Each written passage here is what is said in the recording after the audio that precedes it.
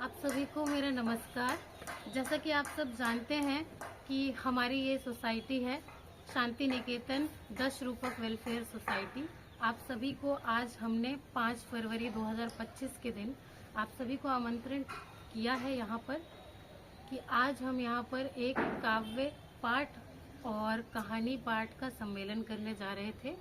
तो आप सभी का बहुत बहुत धन्यवाद यहाँ पर उपस्थित होने के लिए। और जैसा कि मैं पहली कविता की शुरुआत करूंगी। ये कविता है, कितने रास्ते तय करे आदमी कि तुम उसे इंसान कह सको, कितने समंदर पार करे एक सफेद कबूतर कि वो रेत पर सो सके। हाँ, कितने गोले दागे तो कि उस पर हमेशा के लिए पाबंदी लग जाए। मेरे दोस्त, इनका जवाब हवा में उड़ रहा है, जवाब हवा में उड़ रहा है। हाँ, कितने साल कायम रहे एक पहाड़ कि उसके पहले समंदर उसे डुबा न दे। हाँ, कितने साल जिंदा रह सके कुछ लोग कि उसके पहले उन्हें आजाद किया जा सके। हाँ, कितनी बार अपना सिर घुमा सकता है एक आदमी ये दिखाने की उसने कुछ देखा ही नहीं। मेरे दोस्त, इनका जवाब हवा में उड़ रहा है, जवाब हवा में उड़ रहा है। हाँ, कितनी बार एक आदमी ऊपर की ओर देखे कि वो आसमान को देख सके। हाँ, कितने कान हो एक आदमी के कि वो लोगों की रुलाई को सुन सके। हाँ, कितनी मौतें होनी होंगी कि वो जान सके कि काफी ज्यादा लोग मर चुके होंगे। मेरे दोस्त, इनका जवाब हवा में उड़ रहा है, जवाब हवा में उड़ रहा है। इस कार्यक्रम को आगे बढ़ाते हुए मैं डॉक्टर मदन मोहन कुमार को बुलाना चाहूंगी, जो आपके सामने अपनी कहानी और अपनी कविता पेश करेंगे। अभी जो कविता सुनाने जा रहे हैं वो 27 अक्टूबर 2018 को लिखा था मैंने। इस पूरा जो संसार है वो स्त्रियों के लिए बहुत ही कष्टकारी रहा है शुरू से, जितनी भी महिलाएं हैं। और जो कुछ भी जिस वजह से वो कष्ट झेला, उनको लगता है कि ये ही सही है, वो खुद ही मान ली। तो उसको लेकर के एक कविता सुना रहे हैं। जितने भी आप सब लोग देखे होंगे अपने आसपास, अपनी जगहों पे, अपने घर के आसपास, अपनी माँ को, अपनी बहन को, या जो शादीशुदा जो बहन हो गई, वो जब आती होंगी घर में तो वो अपनी बहुत सारी प्रॉब्लम सुनाती होंगी, लेकिन फिर भी वो ससुराल जाना चाहती हैं। बेटियाँ हमेशा उनको बहुत सारी तकलीफें होती है, लेकिन वो अपने पिता, अपनी माँ की चीज़ों को वो एक्सेप्ट करती हैं। उसको लेकर के ही एक कविता है, 27 अक्टूबर 2018 को लिखा था मैंने, जिसका शीर्षक है ठगी हुई औरत। वो ऐसा है, ठगी गई औरत, ठगी जाती है औरत, तंगी में, बचपन में, जवानी में, बुढ़ापे में। तंगी में, बचपन में, जवानी में, बुढ़ापे में ठगी जाती है औरत। स्वीकार कर लिया है इसे, स्वीकार कर लिया है इसे उसकी कोमलतम हृदय ने, सदियों पहले और आज भी। बड़ी जन्मी बेटी बेटा कहकर ठगी जाती है, गुरेज है उन्हें बेटी कहकर सामान्य प्यार देने में। जवां होती है ठगी जाती है। स्वप्न लोग, यानी सपनों का, कि तुम्हारे सपने ऐसे होंगे, तुम्हारी ये, तुम जहाँ जाओगे वहाँ पर तुम्हारे सपनों को पूरा किया जाएगा, तुम्हारा अपना घर होगा, अपना परिवार होगा। उसको लेकर के है कि स्वप्न लोक बताकर भेज दी जाती है, सांकलों से बने 4 दीवारी में ब्याह कर। सांकल मतलब कि लोहे का कोई भी चीज़, खाचा, खिड़की, दरवाजे, बहुत सारे। जब अमूमन जब ब्याह करके जब जाती है बेटियां, तो महीने, 2 महीने, साल भर, इन जनरली शहरी क्षेत्रों में अभी वर्तमान में थोड़ा सा परिवेश बदल गया है, लेकिन जब ग्रामीण क्षेत्रों में भी जाएंगे तो अभी भी ऐसा है कि वो जब जाती है तो वो घर से बाहर निकलने नहीं दिया जाता, यानी घर के ही अंदर हो। जो बेटी अपने घर में, अपने माँ बाप के घर में ऐसे घूम रही होती है, खेल रही होती है, बाजार कर रही होती है, खा रही होती है, मस्ती से रह रही होती है, वो अचानक से शादी के बाद जा कर करके एक ऐसे कमरे में, एक ऐसे घर में बंद हो जाती है जहाँ से कि वो उसकी सारी इच्छाएं मरनी शुरू हो जाती है। उसे कहा जाता है कि नहीं नहीं, वो बाहर वाले देख लेंगे, नहीं नहीं, वो उधर मत जाओ, वो, अरे बहू हो तुम, बाहर कैसे निकल सकती हो, अंधेरा होना तब जाना। जब उसको मायके जाना होता है तो वो अंधेरे में निकलती हैं, या सुबह सुबह एकदम जब सब लोग सो रहे होते हैं, सुबह 5 बजे उस समय निकलती हैं, और निकलकर सीधा गांव को पार करके अपने मायके के लिए निकल जाती है। वैसे ही जब आती है तो एकदम शाम को अंधेरा होने पर, ताकि गांव के लोग कोई देख ना पाए। उसी के लिए कहा ये कि जब जवां होती है ठगी जाती है, वो एक तरह से ठगी गई है कि ठगी जाती है, स्वप्न लोक बताकर भेज दी जाती है, सांकलों से बने 4 दीवारी में ब्याह कर। ढलती उम्र के साथ ठगी जाती है बार बार। जब वो माँ बनती है ना, तब अब उम्र ढल रही है, माँ बनी है, तो अब वो बेटे के लिए काम करती है, तो उसके लिए ही ये लाइन है कि ढलती उम्र के साथ ठगी जाती है बार बार।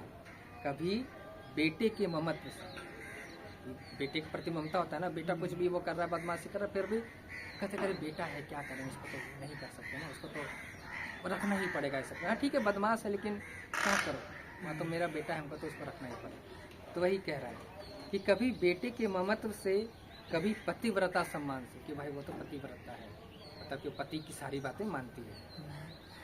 ठगी जाती है बार बार, कभी बेटे के ममत्व से, कभी पतिव्रता सम्मान से, तो कभी मेहनतकश, सामाजिक, मिलनसार, शांत, गमखोर जैसे शब्दों के जाल से।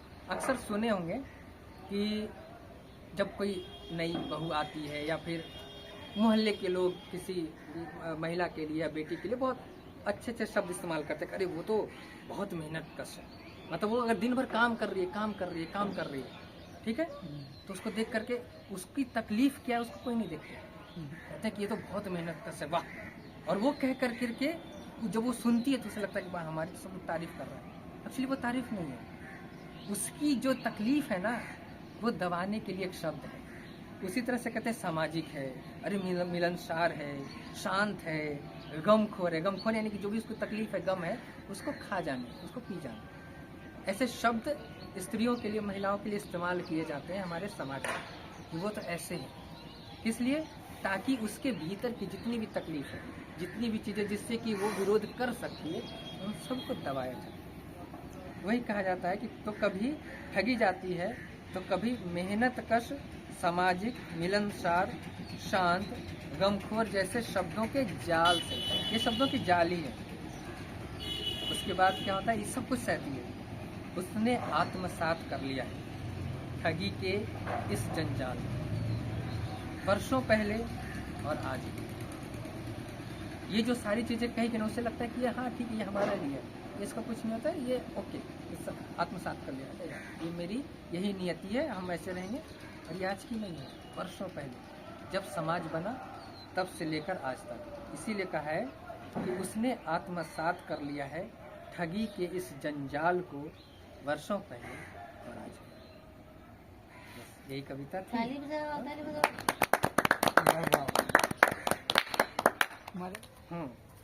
तो अगली जो मैं सुनाने जा रहा हूँ वो एक कहानी है जिसका शीर्षक है 5 रुपए का स्ट्रीट रोमांस। रोमांस है ना, प्यार मोहब्बत है, लेकिन ये 5 रुपए का है स्ट्रीट रोमांस। हाँ, हंस सकते हैं, इसमें थोड़ी समझ वाली भी चीज़ें हैं, थोड़ी सी रिलीफ देने वाली भी चीज़ें हैं, लेकिन सीखने की भी चीज़ें हैं। ये एक वाकया है, एक पुस्तक मेला लगा हुआ था वहाँ खरदा में, कोलकाता में, तो उसमें हम गए थे घूमने। तो उसमें एक छोटा सा एक इंसिडेंट था कि एक पति पत्नी थे, वो एक पापड़ खरीद करके खिला रहे थे ऐसे। तो उस एक इंसिडेंट को देख करके ये कहानी लिखी गई। क्या है, सुनिए। 5 रुपए का स्ट्रीट रोमांस, यानी स्ट्रीट यानी नुक्कड़, गली। खरदा पुस्तक मेले से निकलने पर सामने एक गली जाती थी जो मुख्य सड़क से मिलती थी। पुस्तक मेला होने के कारण आज उस गली में बहुत सी दुकानें थी, बहुत सारी दुकान थी। टेम्पररी दुकानें, कहीं 20 रुपए के 3 चिकन पकौड़े मिल रहे थे, तो कहीं 15 रुपए के घुगनी। एक और चाइनीज फास्ट फूड का स्टॉल था, तो दूसरी ओर बंगाल के पारंपरिक पीठे और जलेबी का, पीठे नहीं पीठा हम लोग बोलते हैं। एक ठेले पर लकड़ी का कांटा चम्मच और बहुत सारी अन्य तरह के बर्तनें बिक रहे थे। तो एक ठेले पर हैंडमेड ऑर्नामेंट्स थे, जो नाक में, कान में, सब जो हाथ में जो पहनते हैं ऑर्नामेंट्स होते हैं वो। बाएं तरफ बच्चों के खिलौने की दुकान थी, तो दाईं तरफ कागज का सांप चलाता एक विक्रेता बैठा था। ये पूरे जो मेले का एक माहौल था ऐसा, उसका वर्णन है। कुछ आगे चलने पर मोमो का टेबल था, उसके दूसरी ओर पानीपुरी का ठेला।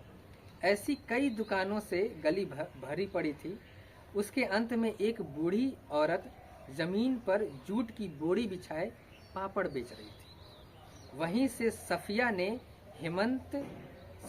और हेमंत ने 5 रुपए का पापड़ खरीदा था। जो गोल वाला पापड़ मिलता है ना, अमूमन मेले में जाने पर देखते हैं कि एक पापड़ ऐसे बिकते रहता है, नमक छिड़क करके देता है, हम लोग खाते हैं, अच्छा लगता है, टेस्टी।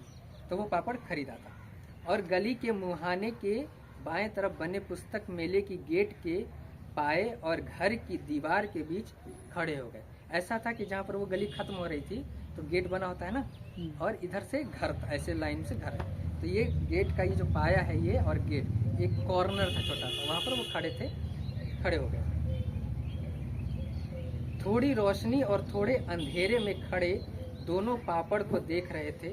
पुस्तक मेले से निकलने पर हेमंत सफिया को चिकन पकौड़ा खिलाना चाहता था, पर उसके बटुए ने उसे इस बात की इजाजत नहीं दी, यानी पैसा नहीं था। बंधु आमी चिकन पकौड़ा पसंद करी, ये उसने बांग्ला में कहा। कहकर सफिया ने चिकन पकौड़ा खाने से मना कर दिया। वह जानती थी कि उसका पति इस समय इतना अफोर्ड नहीं कर सकता, वो नहीं ले सकता चिकन पकौड़ा, उसे पता है।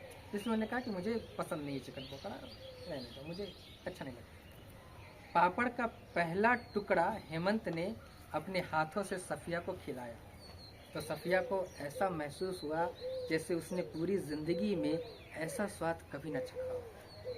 दोनों की शादी को 1 बरस बीत गए थे। धर्म से बाहर जाकर हेमंत ने विवाह किया था, जिस कारण उसके घर वाले ने किसी तरह की मदद करने से मना कर दिया। कोई मदद नहीं करेंगे, हेमंत के लड़के के जो परिवार के मना कर दिया था। बस घर का एक कमरा मिल गया था रहने के लिए। हेमंत बहुत पढ़ा लिखा नहीं था, क्योंकि उसके परिवार की आर्थिक स्थिति अच्छी नहीं थी।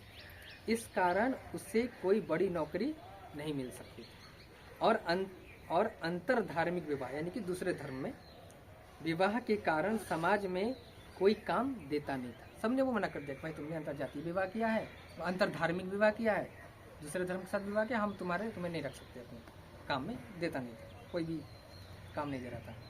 बहुत मुश्किल से मेहनत मजदूरी करके इतना कमा पाता कि 2 वक्त की रोटी चला सके। वह तो भला हो उसके दोस्त का, जिसने पुस्तक मेले का पास उसे दे दिया, जिस पर लिखा था 2 persons only, सिर्फ 2 लोगों के लिए था वो पास।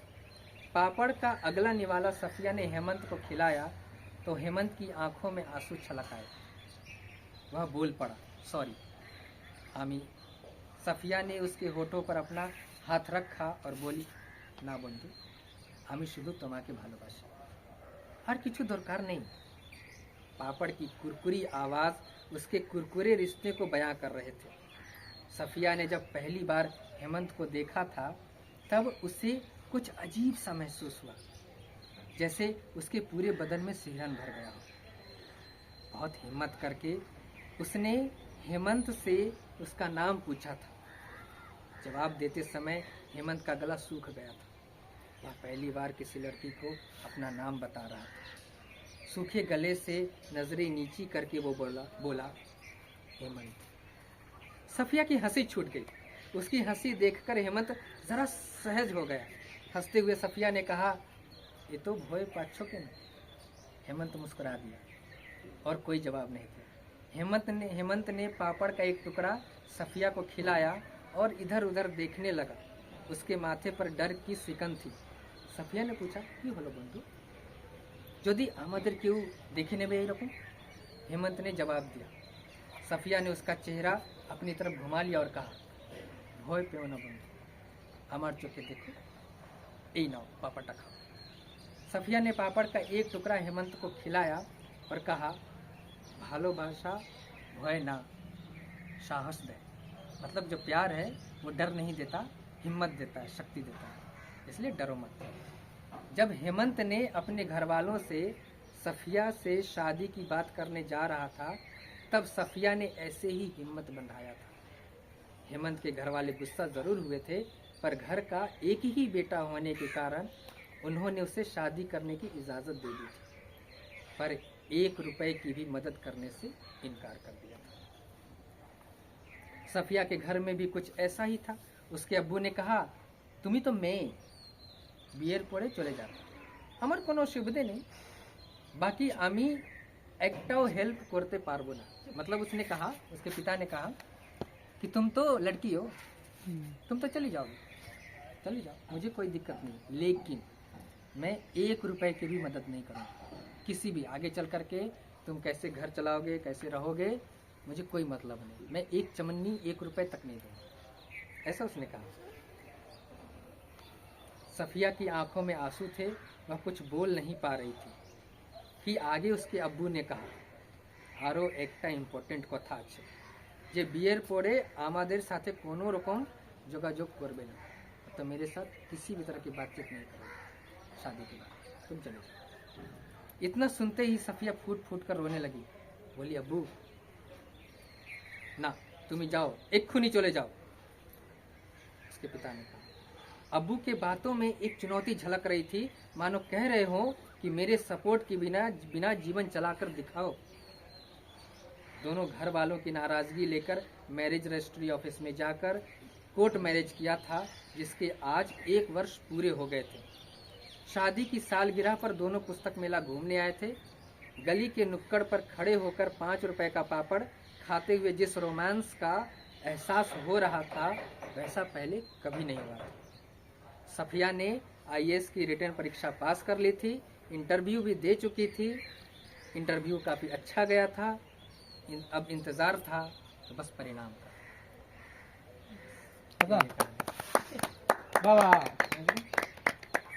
इस कार्यक्रम में और आगे बढ़ते हुए अब मैं श्री संजीत कुमार को बुलाना चाहूंगी, जो आपके सामने अपनी कविता पेश करें। मैं इस कार्यक्रम 10 रूपक वेलफेयर सोसाइटी के अंतर्गत जो आज ये कार्यक्रम हो रहा है, वसंत आरंभ, इसमें मैं आप लोगों के सामने एक कविता प्रस्तुत करने जा रहा हूँ, जिसका शीर्षक है मारे जाएंगे।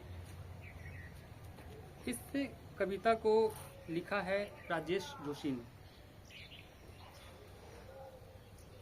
ये आज के देश में जो घटनाएं घटित हो रही है, मैं उसके संदर्भ में ये कविता सुनाने जा रहा हूँ।